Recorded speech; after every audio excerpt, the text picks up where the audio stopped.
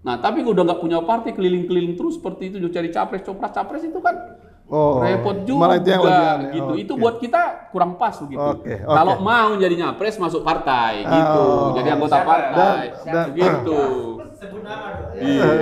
Sudah gaharu cendana pula, sudah kau tahu bertanya pula.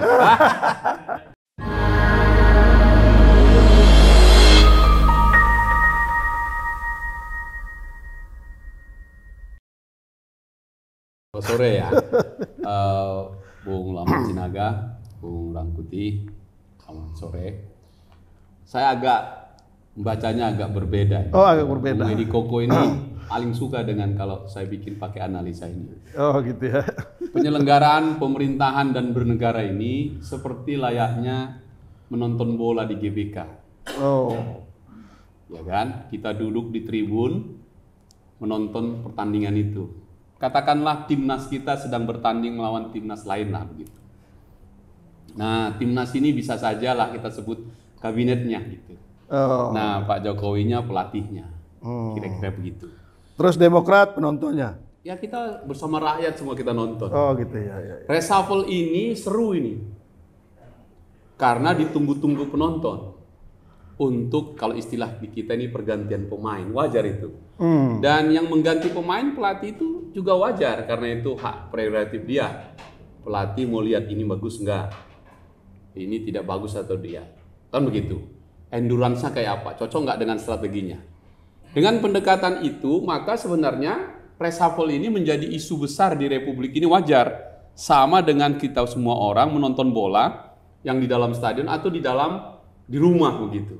Nah, mari kita lihat sebelum nanti ditanyakan soal Demokratnya di mana ya. Ya. Nanti akan ditanyakan itu. Iya, karena soal reshuffle ini pergantian pemain ini penting sekali bagi saya, bagi kita semua, tanpa bermaksud untuk masuk ke wilayah prerogatifnya presiden. Nah, misalnya begini Bung Sualang. Kalau saya bayangkan Presiden Jokowi ini udah 2 periode. Maka ini kita sebut 2 babak ini. Jadi babak pertama di 5 tahun pertama, sekarang babak kedua di 5 tahun kedua. Kan begitu? Jadi, nah 5 tahun kedua ini pun sudah masukin, ya kira-kira kalau 45 menit, tinggal mungkin sudah setengahnya gitu ya, karena ini sudah bulan Juli. Nah, dengan begitu mari kita lihat, apakah selama 2 kali 45 menit ini atau 2 kali periode ini, beliau melakukan reshuffle ini menjadi kajian kita.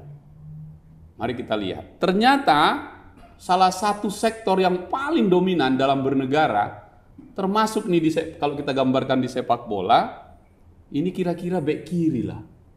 Tapi punya gaya overlapping menyerang yang bagus. Inilah perdagangan. Oh.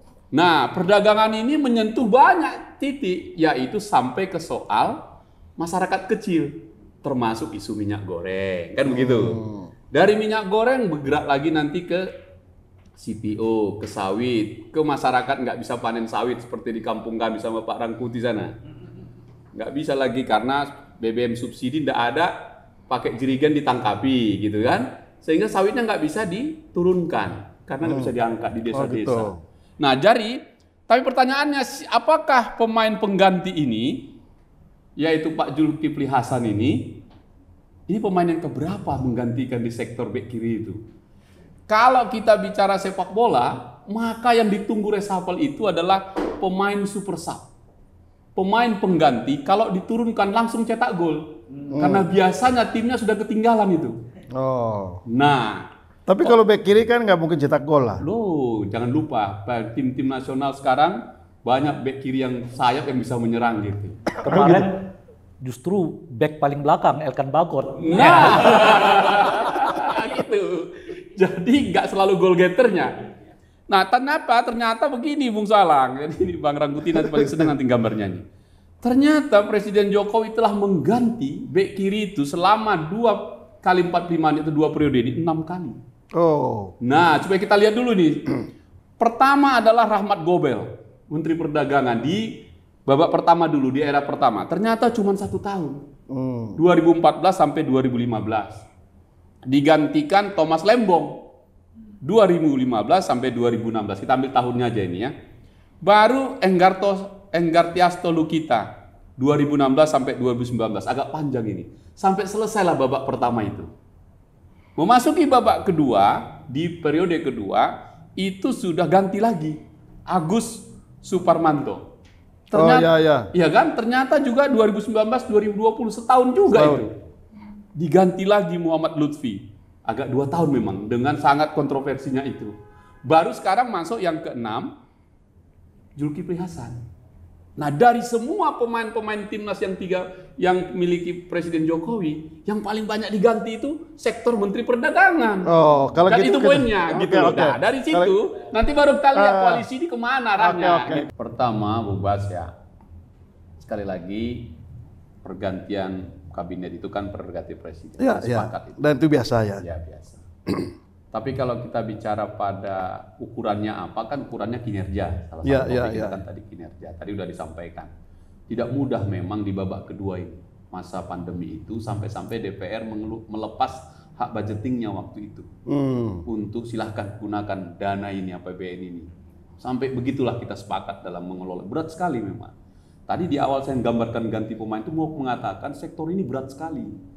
Karena itu mencari pemain yang terbaik. Oke, saya tidak bicara orangnya, tapi mau mengatakan, oke, ini ada soal di sini. Nah, sekarang ditarik, apakah ada kaitannya dengan koalisi gitu tadi kan? Nah, koalisi ini kan keniscayaan. Mengapa? Karena memang harus 20% itu, presidensial threshold itu. Maka siapapun partai politik akan melakukan komunikasi untuk melakukan koalisi. Nah, kalau kemudian topik kita hari ini berkoalisi itu menjadi topik menarik, iya, teman-teman KIB oke, nanti yang lain oke, namanya juga mulai berkomunikasi sampai nanti menemukan format baru lah begitu.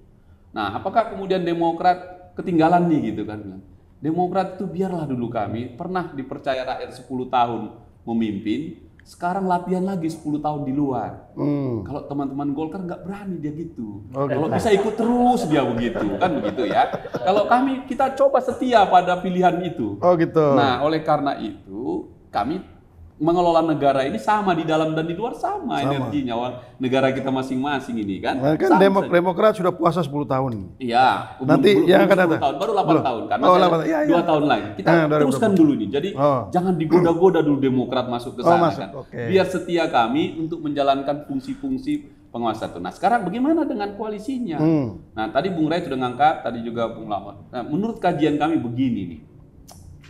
Karena masih 20% tadi itu mau tidak mau diskusi seperti ini akan terus-menerus. Ya. Terus-menerus. Yang kita khawatir, dan saya setuju, semua ketua umum partai harus melakukan itu dong. Memimpin partai kan memang mendaulatkan partai untuk mencapai kekuasaan dengan cara yang baik. Yang saya khawatir adalah ada banyak orang mau nyapres, nggak punya partai. Itu agak lucu menurut saya itu. Oh gitu. Nah, artinya apa? Dia jualan itu saja. Nah, kalau kaitannya nanti diskusinya Bung Ray Rangkuti, lebih seru lagi. Sudah dia nggak ada ngerjain partai, tapi kerjaannya keliling-keliling saja. Itu yang kita tadi kurang pas etika berpemerintahan ini. Fokuslah dalam suasana pemerintahan kita tadi, kita akui ekonominya betul-betul sedemikian rupa karena memang pandemi ini, maka ayo para menteri bicara dan diskusi, fokuslah pada pekerjaan. Nah, dengan begitu kita harap kita keluar dari masalah ini. Pandemi belum berakhir ini. Pandemi belum berakhir, ya kan? Tapi memang juga timer gini, waktu kita untuk menuju Pilpres 2024 nggak bisa juga di stop, berjalan terus kan begitu. Jadi ini sesuatu yang biasa saja. Tinggal saya katakan tadi, penonton tadi menunggu. Apakah pergantian pemain ini super sub untuk mengejar ketertinggalan? Ukuran paling gampang gini, Bung. Berapa kemiskinan rakyat yang miskin di Indonesia sejak zaman Pak Jokowi turun? Kita lihat, ternyata selama 84 tahun, 8 tahun ini 1,54% saja mampu turunnya. Karena memang masalah yang dihadapi berat. Kita paham itu. Dibandingkan yang lalu-lalu nggak seberat ini. Dan itu kita hormat. Nah, karena itu butuh kabinet yang sangat kuat. Mengajak teman-teman ketua umum partai, menurut saya itu sah itu. Dengan demikian dukungan politiknya kuat. Sehingga kami di parlemen gimana pun pasti kami kalah begitu ya. Enggak apa-apa.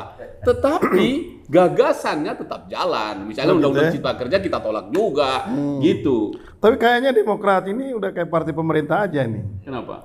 Ini mendukung pemerintah terus kayaknya. Saya nggak mau dukung itu, saya hanya mau bilang 1,54% kok masih cari reshuffle-nya berganti-ganti terus gitu. Itu poinnya. Demokrat itu mengambil sikap yang lembut saja. Karena nggak perlu berteriak-teriak kok. Yang sudah bagus kita dukung, yang belum bagus kita kritik dia sampai tuntas. Gitu. Karena kita pernah ngalami juga 10 tahun dikritik Bung Ray Rangkuti. Biasa itu. Biasa ya. Biasa gitu. Oke, nah tapi kami nggak mau bikin yang heboh begitu, enggak, karena berat memimpin pemerintahan ini. Kalau pinjam Dilan beginilah, jadi presiden itu susah kawan, biar aku saja. Kira-kira kan begitu.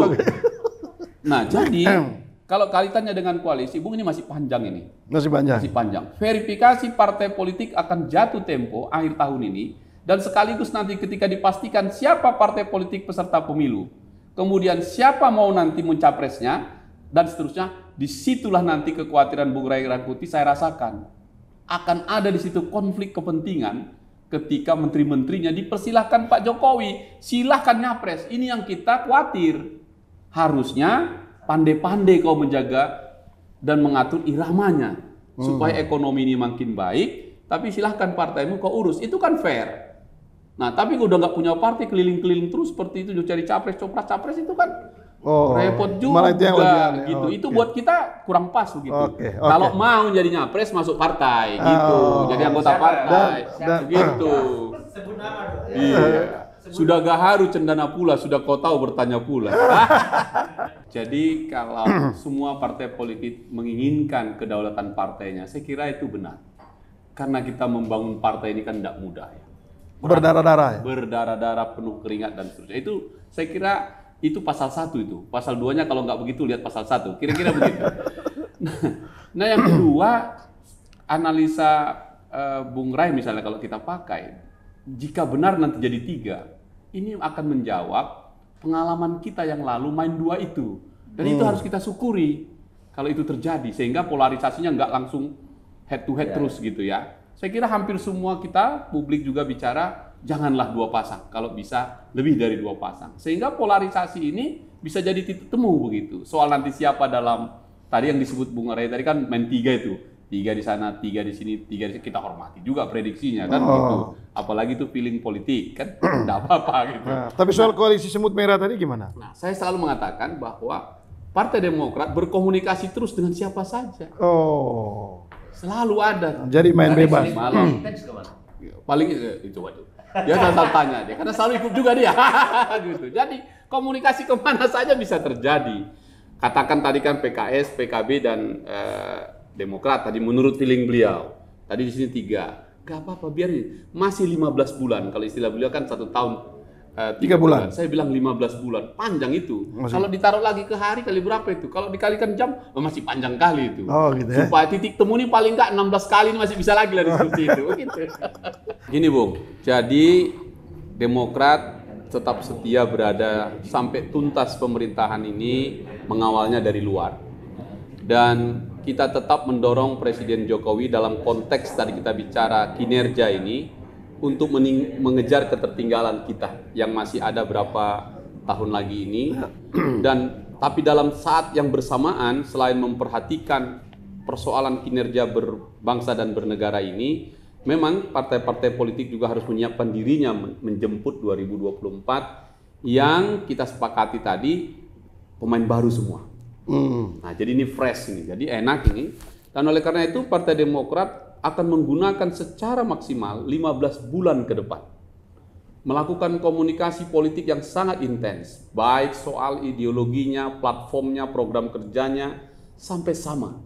Sehingga koalisi itu betul-betul memenuhi standar 20% plusnya, sehingga tiket dapat, tadi yang disebut boarding pass, juga siapa yang akan kita usung itu mempunyai semangat yang sama. Apa semangatnya? Keluar dari persoalan yang kita alami bersama akibat pandemi yang memang mau tidak mau menjadi PR terbesar siapapun calon presiden yang akan datang. Tidak mudah ini. Saya kira kita harus menghormati atau mengajak semua partai politik, kekuatan bangsa dan negara ini bersatu untuk itu. Nah, yang ketiga, kita ingin punya semangat yang sama untuk mengakhiri politik identitas yang kemarin, agar dengan demikian semua punya ruang untuk sama-sama bertanggung jawab memajukan bangsa dan negara. Yang terakhir, saya suka tadi dengan Bung Lahmud Sinaga. Ada siklus tahunan ini kepemimpinan itu kan. Nah, makanya jangan kau goda-goda lah kami masuk ke dalam, biar kami di luar, karena kami yakini 2024 kami bisa dapat kepercayaan lagi yang lebih luas dari itu. Kira-kira gitu.